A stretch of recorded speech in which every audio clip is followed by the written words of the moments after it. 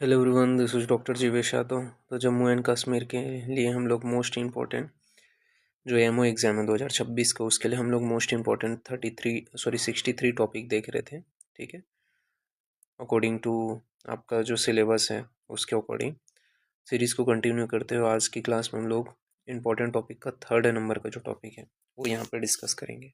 Start करते हैं। तो ये है आपका पारद। क्वेश्चन आपके अराइज होते ही है। ठीक है, क्या क्या चीज़ें अपने को पढ़नी है और ये स्पेशली रस शास्त्र से रिलेटेड क्या क्या चीज़ें आपको ध्यान में रखनी है वो यहाँ पे अपन देखेंगे। तो पारद के विषय में सबसे पहले ये याद रखना कि संपूर्ण रस शास्त्र का जो मूल द्रव्य है वो क्या है, आपका पारद है। तो संपूर्ण रस शास्त्र का मूल द्रव्य कौन है? पारद ही है। इसकी प्रधानता के कारण इसे रस शास्त्र का नायक भी कहा जाता है। तो इसकी प्रधानता के कारण इसे क्या कहते हैं? रस शास्त्र का नायक कहते हैं। सांकेतिक जो है नाम के विषय में बात करें तो एचजी है। ठीक है, परमाणु क्रमांक 80 है, परमाणु भार 200.6 है, स्पेसिफिक जो ग्रेविटी है 13.6 है। इसका अगर बात करें जो मेल्टिंग पॉइंट है, ठीक है, वो 36 डिग्री सेल्सियस है और जो बॉइलिंग पॉइंट है वो 35.87 है। ठीक है, इसका क्वथनांक जो है वो 357.25 डिग्री सेल्सियस है और अपेक्षिक घनत्व जो है वो 12.59 है। तो मेनली आपको विशेष रूप से ये चारों चीज़ों को ध्यान में रखना है। ठीक है, वैसे इससे क्वेश्चन आने के चांसेस कम होते हैं बट फिर भी ध्यान में रखना ये चारों को। मेन चीज़ ये है कि इसके भेद आपको ध्यान में रखना है। ठीक है, और क्या क्या है इसके भेद। तो रस रत्न समुच्चय के अनुसार, ठीक है, रस रत्न समुच्चय के अनुसार जो पारद है उसके क्या क्या भेद बताए गए हैं? तो ये 5 भेद बताए गए हैं: रस, रसेंद्र, सूत, पारद और मिश्रक। ठीक है, तो रस, रसेंद्र, सूत, पारद और मिश्रक, ये जो है रस रत्न समुच्चय के अनुसार आपके 5 भेद बताए गए हैं। तो रस क्यों बोलते हैं? तो रस जो है रक्त वर्ण का होने की वजह से इसे रस बोला जाता है। तो रक्त वर्ण का होने के कारण इसे रस बोलते हैं। रसेंद्र क्यों बोलते हैं? तो श्याव वर्ण का होता है। ठीक है, तो श्यावे अरुक्षा अति चंचल। ठीक है, तो श्याव अतिरुक्ष अति चंचल होने की वजह से इसे रसेंद्र बोलते हैं, श्याव वर्ण का होने के कारण। सूत क्यों बोला जाता है? तो ईशत पित्त वर्ण का होने की वजह से। ठीक है, यहाँ पे आपका बताया गया ईशत पित्त वृक्ष अंग दोषे युक्तश्च सूत। ठीक है, तो ईसत पित्त वर्ण को होने की वजह से सूत बोला जाता है। देह लोहमयी सिद्धि सूते शूतस्त स्मृत। ठीक है, फिर पारद क्यों बोलते हैं? तो चंचल व श्वेत वर्ण का होने की वजह से इसे पारद बोला जाता है। तो चंचल और श्वेत वर्ण का होने की वजह से पारद कहते हैं। और मिश्रक क्यों बोलते हैं? तो मयूर पिच्छी वर्ण का होता है। ठीक है, तो इसके पीछे रीजन अलग अलग है। ठीक है, यहाँ पे वर्ण मैंने बता दिया। रस इस वजह से बोलते हैं क्योंकि प्रधान होने के कारण, सॉरी, रस जो है क्योंकि सभी को अपने में विलीन कर लेते हैं, इस वजह से रस। रसेंद्र क्योंकि प्रधान होने की वजह से इसे रसेंद्र बोले जाते हैं। सूत क्यों बोला जाता है? क्योंकि पारद आदि को, मतलब पारद ही है, ठीक है, बाकी सभी को अपने में विलीन कर लेने के कारण सूत कहा जाता है। ठीक है, पारद जो है वो चंचल होने के कारण, और मिश्रक जो है अपने में मिश्रित कर लेते हैं। ठीक है, इसके वर्ण को याद रखना कि रस जो है रक्त वर्ण का, रसेंद्र श्याव वर्ण का, सूत ईशत पित्त वर्ण का, पारद जो है वो श्वेत वर्ण का, और मिश्रक जो है वो मयूर पिच्छिल वर्ण का होते हैं। फिर पारद की पूजा के विषय में बात करें तो 5 प्रकार से इसकी पूजा की जाती है: सेवन, स्पर्श, दान, ध्यान और पूजा। ठीक है, दर्शन व स्मरण से नहीं होते हैं। ठीक है, तो ये चीज ध्यान रखना। दर्शन और स्मरण ये इसके पूजा नहीं है। अधिकतर लोग पूछते हैं दर्शन और स्मरण ये पूजा है क्या? नहीं है ये। ठीक है, सेवन, स्पर्शन, दान, ध्यान, पूजन, ठीक है, ये आते हैं पूजा के 5 प्रकार में पारद के। फिर पारद सेवन के परिमाण क्या है, सॉरी परिणाम क्या है? तो पारद सेवन करने से क्या क्या परिणाम उत्पन्न होते हैं ये अपन देख लेते हैं। तो अगर मूर्छित पारद का सेवन करते हो तो व्याधि को नष्ट कर देते हैं। तो मूर्छित पारद का सेवन करने से क्या है? व्याधि को नष्ट कर देते हैं। बद्ध पारद का सेवन करते हो तो मोक्षप्रद होते हैं, तो बद्ध पारद जो है मोक्षप्रद होते हैं।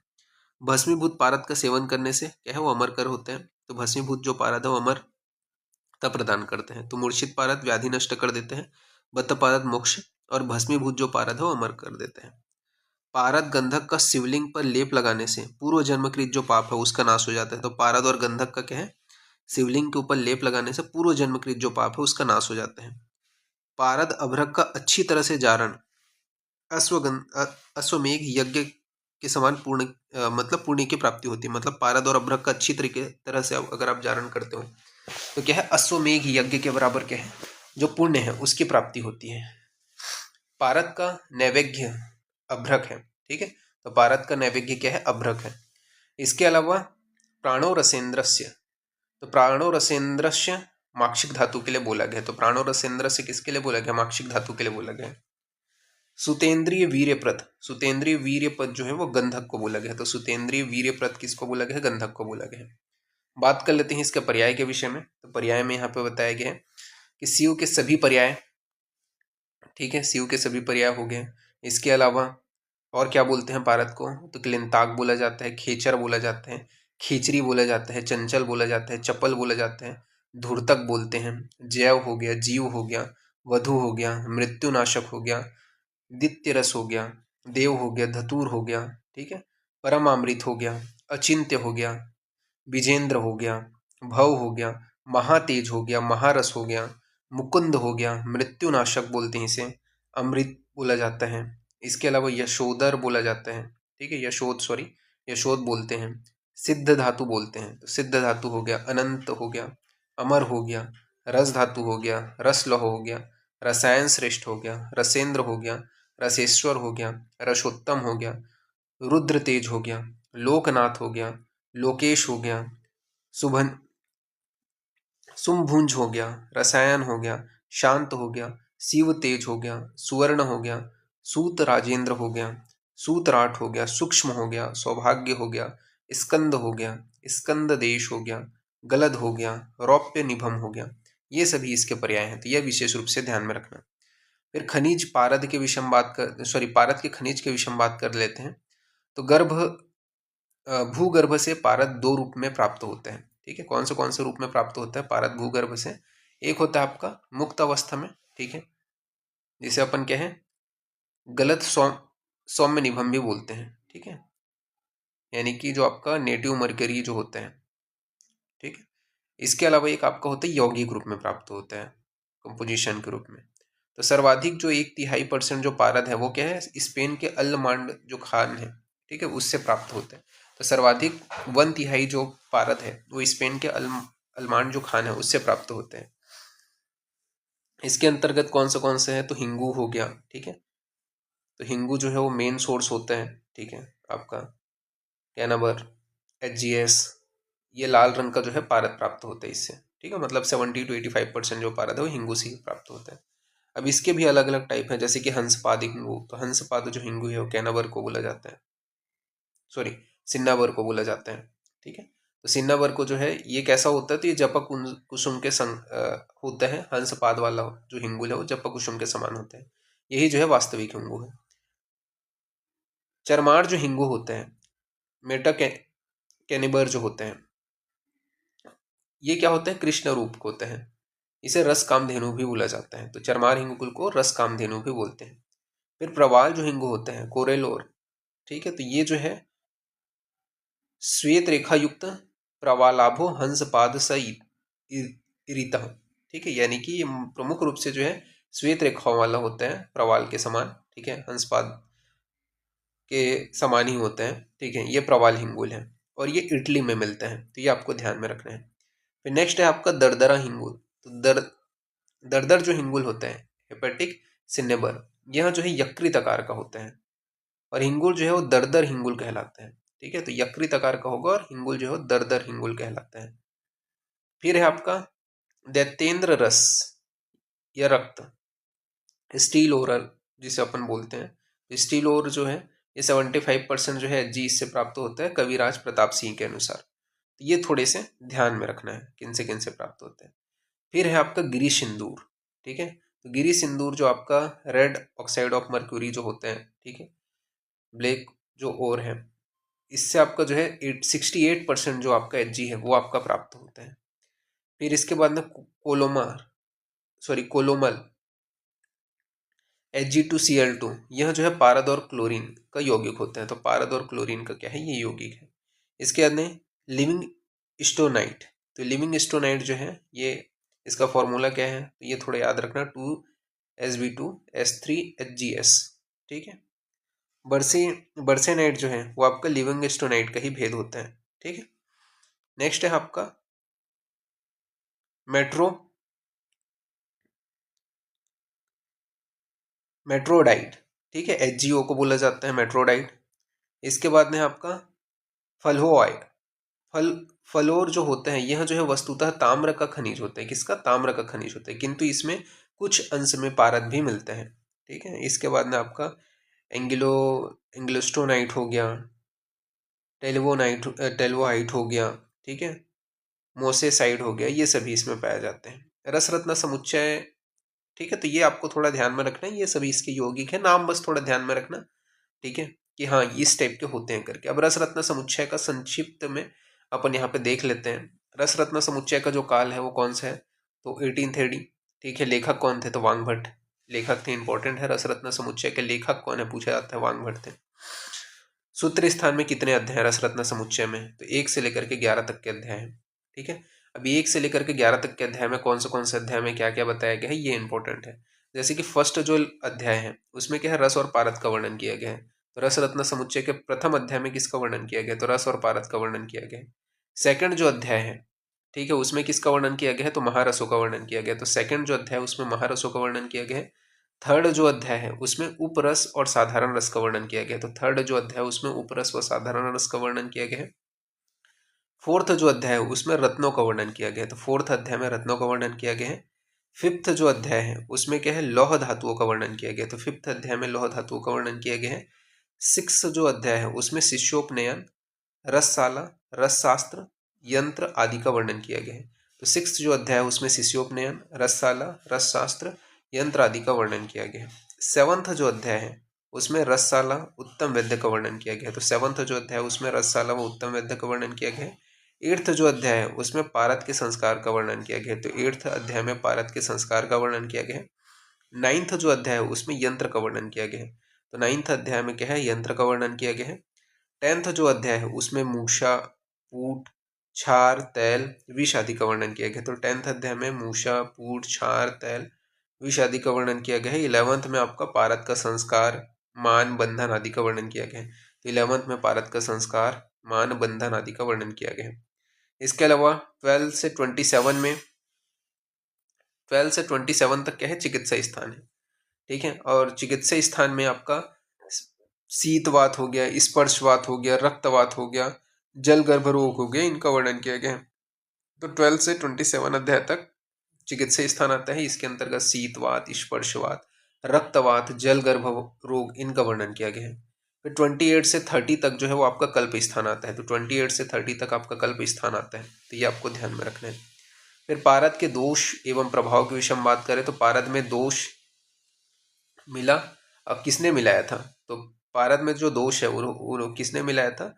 तो महादेव जी ने जो है इंद्र के कहने पर मिलाया था। तो पारद में जो दोष है वो किसने मिलाया था? तो महादेव ने इंद्र के कहने पे मिलाया था। ठीक है, तो ये आपको याद रखना कि महादेव जी ने इंद्र के कहने पे पारद में दोष मिलाया था। फिर रस रत्न समुच्चय के अनुसार जो है मुख्यतः 3 दोष होते हैं पारद में, और कुल जो दोष है वो 12 बताए गए। रस तरंगणी के अनुसार 8 दोष बताए गए, और रस आयुर्वेद प्रकाश के अनुसार आपके 20 डोज बताए गए। ठीक है, तो ये चीज ध्यान में रखना। फिर रस प्रकाश सुधाकर व रस कामधेनु के अनुसार 2 प्रकार के दोष बताए गए पारद में। तो रस प्रकाश सुधाकर व रस कामधेनु के अनुसार 2 प्रकार के दोष बताए गए। पहला आपका नैसर्गिक या प्राकृतिक दोष। ठीक है, पहला क्या है आपका? नैसर्गिक या प्राकृतिक दोष, जिसके अंतर्गत बीज दोष आता है, वहनी दोष आता है। बीज जो दोष होता है वो मृत्यु, ठीक है, और वहनी जो है वो संताप कर होता है। तो बीज जो दोष है मृत्यु, और वहनी जो है वो संताप कर होता है। मल जो दोष होता है वो मूर्छा वाला होता है। ठीक है, तो ये आपको याद रखना है। फिर यौगिक या व्यापारिक दोष के विषय में बात करें तो नागज और वंगज ये दोष आते हैं। तो नागज जो दोष होते हैं वो क्या है? जाडेकर होते हैं, और वंगज जो है वो अध्यमान व कुष्ठ को उत्पन्न करता है। तो आपका यौगिक या व्यापारिक जो दोष है उसके अंतर्गत नागज जो है वो जाडेकर होता है। ठीक है, और वंगज जो है वो अध्यमान व कुष्ठ को उत्पन्न करते हैं।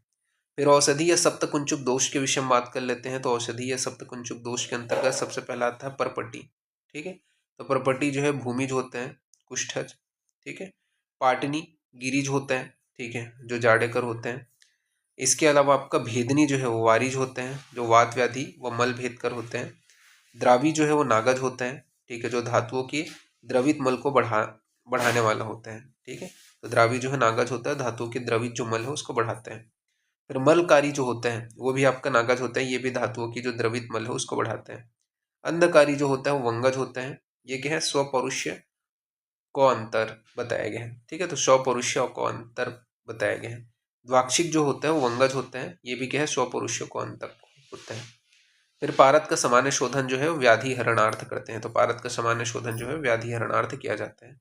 पारद एवं चूना 3 दिन तक मर्दन करते हैं, ठीक है। पारद व चूने का जो है 3 दिन तक मर्दन करके लहसुन 1 भाग एवं, मतलब पारद का सामान्य शोधन कैसे करेंगे वो यहाँ पे बताया गया है कि पारद और चूने का 3 दिन तक मर्दन करेंगे, फिर लहसुन 1 भाग और सेंधा लवण आधा भाग मिला करके कृष्ण वर्ण होने तक उसे मर्दन करते हैं, तो वो पारद का सामान्य शोधन हो जाता है।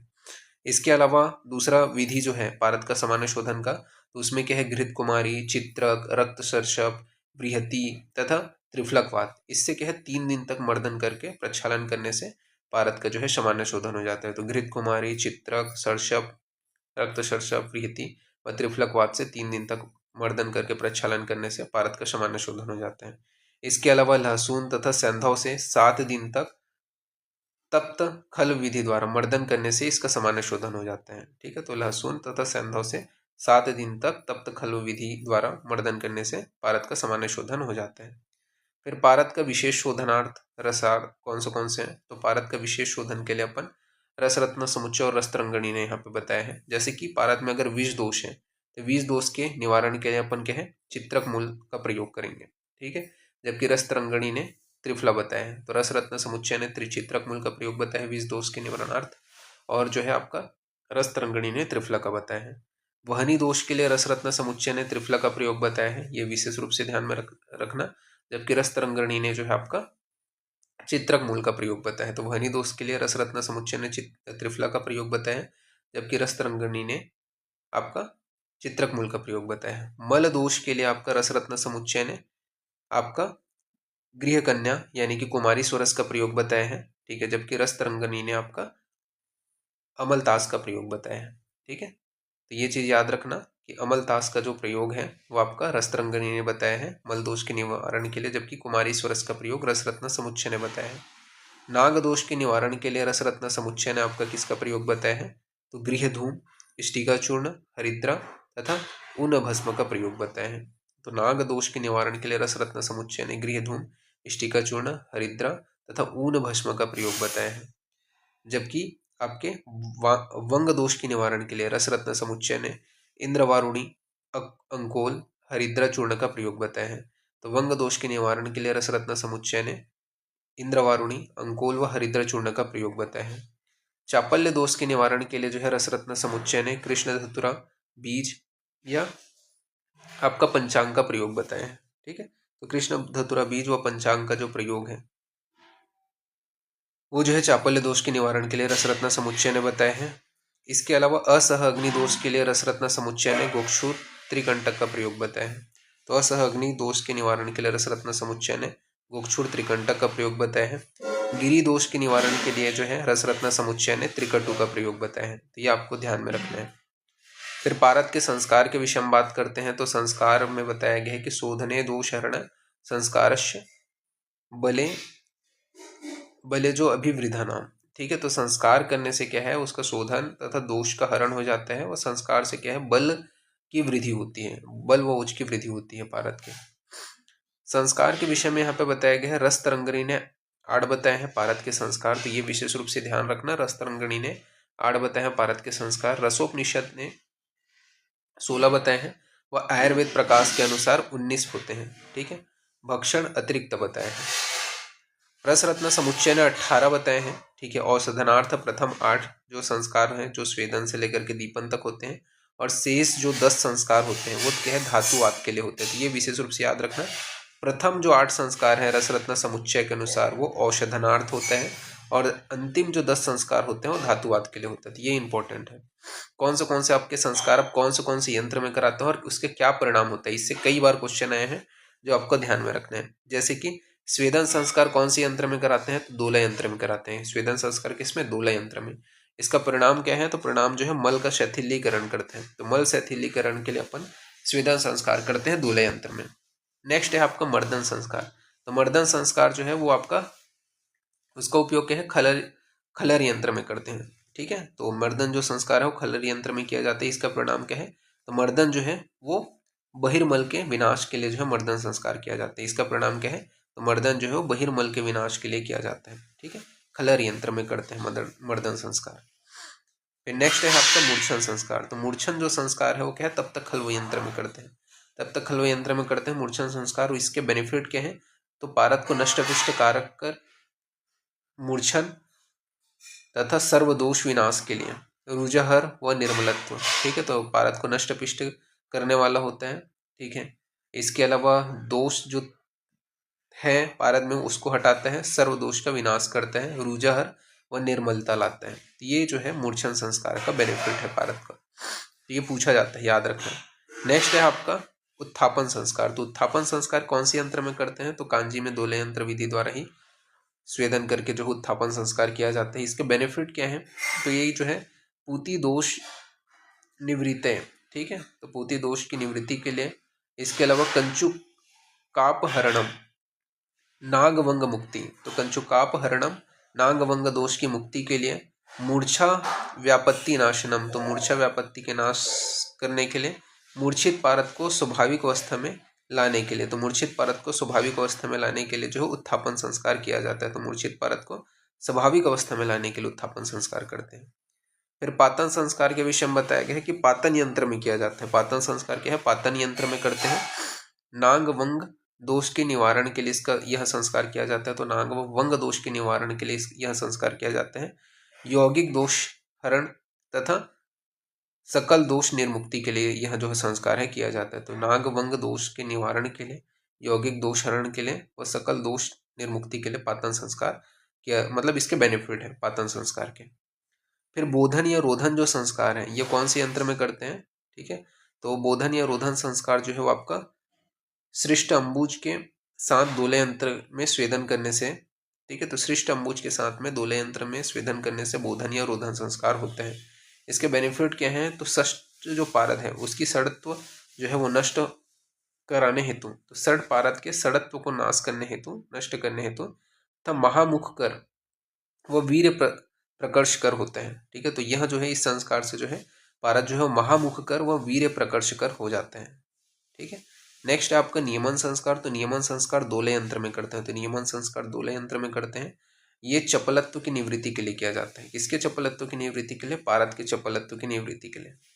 चपलता नियंत्रण हेतु यह जो संस्कार है वो किया जाता है और वीर्यवान बनाता है पारद को। ठीक है, यहाँ पे बताया गया है वहनी मित्रत्व कारक होता है। ठीक है, तो वहनी मित्रत्व कारक होता है। नेक्स्ट है आपका दीपन संस्कार। तो दीपन संस्कार किस में करते हैं? तो दोलय यंत्र में करते हैं। तो दीपन संस्कार किस में किया जाता है? दोलय यंत्र में किया जाता है। दीपनम वीर्य तेज वृद्धि। ठीक है, तो दीपन संस्कार करने से वीर्य तथा तेज की वृद्धि होती है। ग्रासार्थी तथा बुभुक्षा हेतु दीपन संस्कार किया जाता है।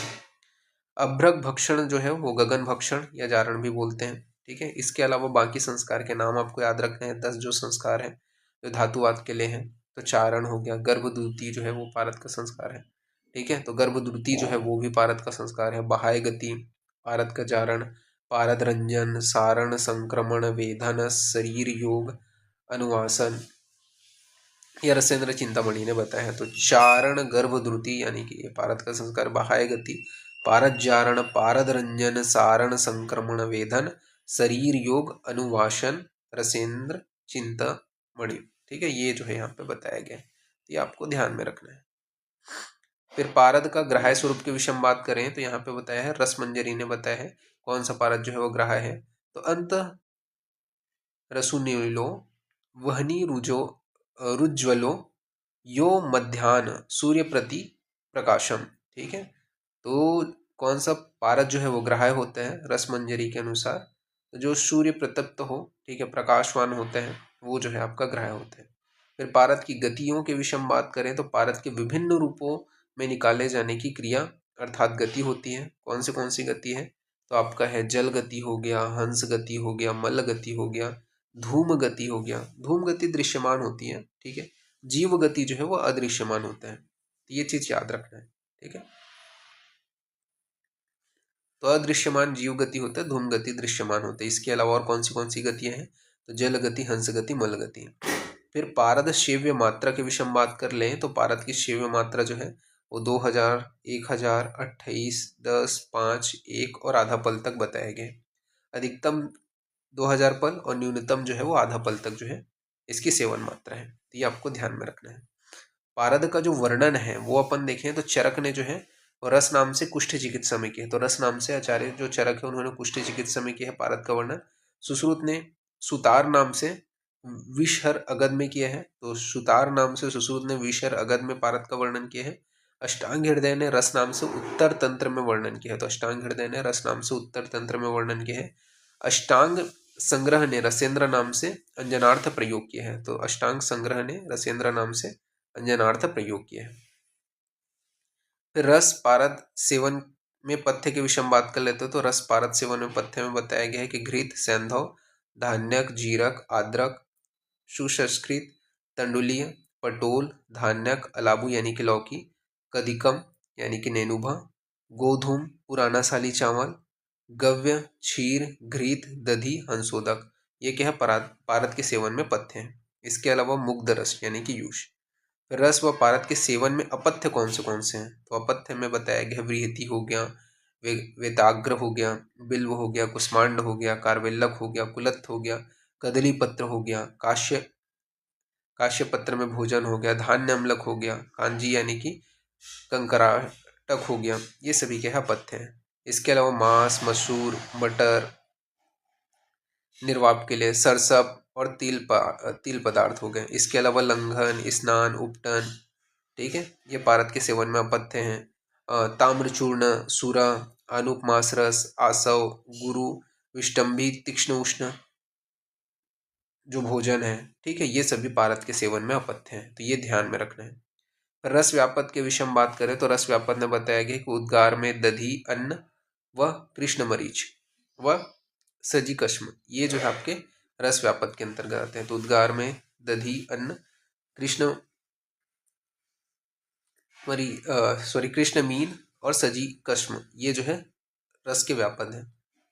फिर बात करते हैं रस त्याग विधि। तो रस त्याग विधि में बताया गया है कि रस त्याग विधि पुनः भक्ष्य भेद भक्ष्य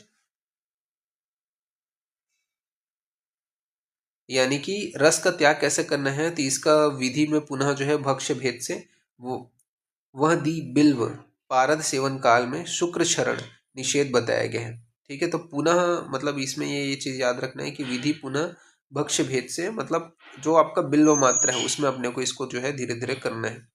और अगर पारद का सेवन जो काल है उसमें क्या है शुक्र क्षरण जो है वो निषेध बताया गया है। रस भस्म को जो है तंबूल जो आपका तांबूल है उसमें रख करके उसके साथ में सेवन करना चाहिए। तो तांबूल आपका जो पान है, ठीक है, यानी कि उसमें आपका रख करके रस भस्म को सेवन करना चाहिए, ये यहाँ पे बताया गया।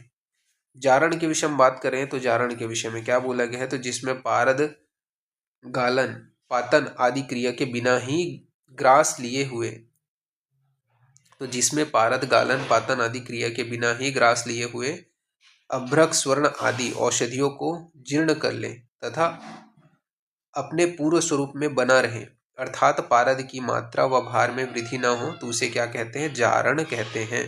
तो ये आपको ध्यान में रखना है। फिर जारण के क्रम के विषय में बात कर लेते हैं। तो सर्वप्रथम गंधक, उस तत्पश्चात अभ्रक स्वर्ण और उसके पश्चात आपका माक्षिक सत्व स्वर्ण, इसके तदांतर नाग और भंग आदि का करते हैं, ठीक है। तो जारण का कर्म सर्वप्रथम गंधक का करेंगे, उसके पश्चात अभ्रक का, स्वर्ण का, ठीक है, फिर माक्षिक सत्व स्वर्ण का और उसके लास्ट में अपन जो है नाग और भंग आदि का करते हैं।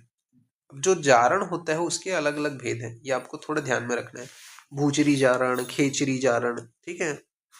तो जारणा और जारण दोनों में अंतर होता है, तो ये चीज आपको ध्यान में रखना है। भूचरी जारण और खेचरी जारण ये अलग अलग है, ठीक है। तो यहाँ पे आपको याद रखना है कि खेचरी जारण जो होते हैं वो रत्नों का जारण करते हैं अपन, ठीक है। बाकी जो भूचरी जारण, खेचरी जारण जो है उसमें रत्नों का जारण किया जाता है, ठीक है। इसके अलावा इसके भी और भेद हैं।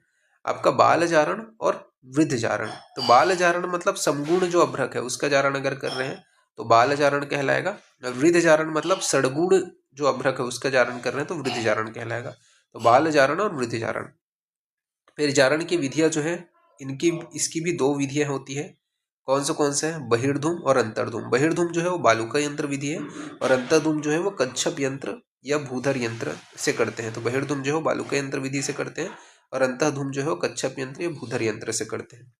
गंधक जीर्ण पारद के गुण के विषय में बात करें तो पारद में मुख यानी कि क्षुधा, सॉरी भूख है, ये सुधार लेना, मुख नहीं है। तो पारद में भूख यानी कि क्षुधा नहीं नहीं बन पाता है तो गंधक का जारण किया जाता है। ठीक है, तो पारद की एक प्रकार से अपन भूख को उत्पन्न करने के लिए अपन जो है पारद का जारण करेंगे।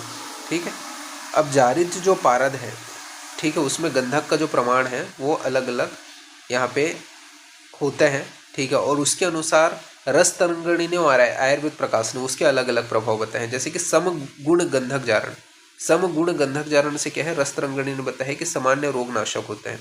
ठीक है, सामान्यतः क्या है, समगुण गंधक जारण, समगुण गंधक जीर्ण करने से क्या है, सामान्य रोग नाशक होता है। जबकि आयुर्वेद प्रकाश ने इसे बताया है कि इसका बेनिफिट क्या है समगुण गंधक जारण करने से। तो आयुर्वेद प्रकाश के अनुसार शुद्ध के अपेक्षा 100 गुना फलप्रद होते हैं। ठीक है, तो शुद्ध की अपेक्षा 100 गुना फलप्रद होता है, यह आयुर्वेद प्रकाश ने बोला है। जबकि सामान्य रोगनाशक रस तरंगिणी ने बोला है समगुण गंधक जारण को। द्विगुण गंधक जारण, तो द्विगुण गंधक जारण का क्या बेनिफिट बताया, तो रस तरंगिणी ने महारोगनाशक बताया है जबकि आयुर्वेद प्रकाश ने सर्वकुष्ठ नाशक बताया है। तो ये चीज याद रखना है, द्विगुण गंधक जारण का रस तरंगिणी ने महारोगनाशक और आयुर्वेद प्रकाश ने सर्वकुष्ठ नाशक बताया है। फिर त्रिगुण गंधक जारण के विषय में बात कर लेते हैं। तो त्रिगुण गंधक जारण का जो बेनिफिट है वो रस तरंगिणी ने पुंसत्व वृद्धि कर बताया है और आयुर्वेद प्रकाश ने जड़ता नाशक बताया है। तो पुंसत्व वृद्धि कर जो है वो त्रिगुण गंधक का जो है बताया है रस तरंगिणी ने और आयुर्वेद प्रकाश ने जड़ता नाशक बताया है। चतुर्गुण गंधक जीर्ण के विषय में बताया गया। चतुर्गुण गंधक जीर्ण में रस तरंगिणी ने बताया है इसका बेनिफिट, उत्साह मेधा स्मृति तथा शक्तिवर्धक होता है। तो उत्साह मेधा स्मृति व शक्तिवर्धक होते हैं। जबकि आयुर्वेद प्रकाश ने बताया है कि बालित्य पालित्य का नाश करता है। तो बालित्य पालित्य का नाश करता है, ये आयुर्वेद प्रकाश ने बोला है। ठीक है, फिर पंचगुण गंधक जीर्ण के विषय में बात करते हैं। तो पंचगुण गंधक जीर्ण के विषय में बताया है रस तरंगिणी ने कि गद संताप नाशक होता है। गद संताप नाशक यानी कि रोग व दुख को नष्ट कर देते हैं। जबकि आयुर्वेद प्रकाश ने क्षय का नाश बताया है। सड़गुण जो गंधक जारण है, तो सड़गुण गंधक जारण के विषय में रस तरंगिणी ने बताया है कि अद्भुत कार्य करने वाला होता है। जबकि आयुर्वेद प्रकाश ने सर्व रोगहर तथा रस क्षय कर बताया है। तो सर्व रोगहर व रसायन इसकी प्रॉपर्टी बताया है। तो सर्व रोगहर व रसायन जो प्रॉपर्टी है वो सड़गुण गंधक का बताया है आयुर्वेद प्रकाश ने। जबकि अद्भुत कार्य करने वाला है ये रस तरंगिणी ने बोला है। ये आपको ध्यान में रखना है। फिर नेक्स्ट है आपका मूर्छना। क्या होता है मूर्छना, तो मूर्छना के विषय में बताया गया है अत्याभिचारी व्याधि घातकत्व मूर्छना। आयुर्वेद प्रकाश के अनुसार मूर्छना मूर्छन संस्कार से भिन्न होता है। कैसे भिन्न होता है, तो गंधक अथवा बिना गंधक योग के पारद में निश्चित व्याधिनाशक गुण उत्पन्न करना ही मूर्छना कहलाता है। तो गंधक अथवा बिना गंधक के योग के ही पारद में निश्चित व्याधिनाशक गुण उत्पन्न करना ही मूर्छना कहलाता है। मूर्छना के भेद के विषय में बात करें तो सगंध मूर्छना की सबसे प्रथम कल्पना कज्जली है। तो सगंध मूर्छना की सबसे प्रथम कल्पना कौन सी है, कज्जली है। अब इसके दो टाइप हैं। ठीक है, एक होता है सगंध मूर्छना, एक होता है निर्गंध मूर्छना। सगंध मूर्छना के विषय में बात करें तो साग्नि और निराग्नि। ठीक है, और निर्गंध मूर्छना भी आपके दो भेग है, साग्नि और निराग्नि। सगंध मूर्छना नाम से ही समझ में आ रहा है जिसमें गंधक का उपयोग किया गया है। तो जिसमें आपका अग्नि का संयोग होगा, ठीक है, वो आपका सगंध मूर्छना साग्नि वाला होगा। ठीक है, अब इसके क्या क्या है, तो आपका जैसे कि रस परपट्टी हो गया, रस सिंदूर हो गया, मकर ध्वज हो गया। ठीक है, ये जो है आपके साग्नि के द्वारा निर्मित होते हैं। जबकि निरग्नि से कज्जली निर्मित होते हैं। इसी प्रकार आपका निर्गंध के अंतर्गत बात करें, साग्नि से आपका रस पुष्प, ठीक है, वो रस कर्पूर होते हैं, और निरग्नि से आपका आपका मुग्ध रस जो है वो बनता है। तो ये आपको ध्यान में रखना है। फिर सगंध मूर्छना के त्रिविध भेद बताए गए हैं। तो अंतर्धूम, बहिर्धूम और निर्धूम। ठीक है, ये बताया गया। तो सगंध मूर्छना के त्रिविध भेद बताए गए हैं, अंतर्धूम, बहिर्धूम और निर्धूम। निर्धूम जो है वो उसके 5 भेद बताए गए हैं। कौन से आपका 5 भेद? तो आपका गंधपिष्टि, ठीक है, गंधपिष्टि जिसके एग्जाम्पल आपका कज्जली है, ठीक है। एक है आपका गंधबद्ध, ठीक है, रस परपटी जिसके एग्जाम्पल है। गंधक जीर्ण, रस सिंदूर जिसके एग्जाम्पल है। रस गंधक कज्जली, तो रस गंधक कज्जली जो है जिसके अंतर्गत आपका मकर ध्वज, स्वर्ण सिंदूर, रजत सिंदूर, ताम्र सिंदूर, नाग सिंदूर, स्वर्णवंग, ये सभी आते हैं, ठीक है। तो मकर ध्वज, स्वर्ण सिंदूर, रजत सिंदूर, ताम्र सिंदूर, नाग सिंदूर, स्वर्णवंग, ये सभी आते हैं। इसके अलावा धातु पिष्टि जिसके अंतर्गत कनक पिष्टि, रजत पिष्टि, अभ्रक पिष्टि, सत्व पिष्टि, कांतलौह पिष्टि, ताम्र पिष्टि, ये सभी धातु पिष्टि के अंतर्गत आते हैं। तो ये आपको थोड़ा ध्यान में रखना है, ठीक है। तो यहाँ तक जो है ना, इसको मैं यहाँ पे CRAB का जो 12th जो पार्ट है उसको यहाँ पे मैं फिनिश करता हूँ, ठीक है। और आगे जो है अपन इसके आगे कंटिन्यूशन बाद में अपन देखेंगे, ठीक है। यहाँ तक आपके इंपॉर्टेंट पॉइंट है, इसको आपको कवर करना है, इसके आगे अपन बाद में देखेंगे। अभी के लिए इतना ही, थैंक यू।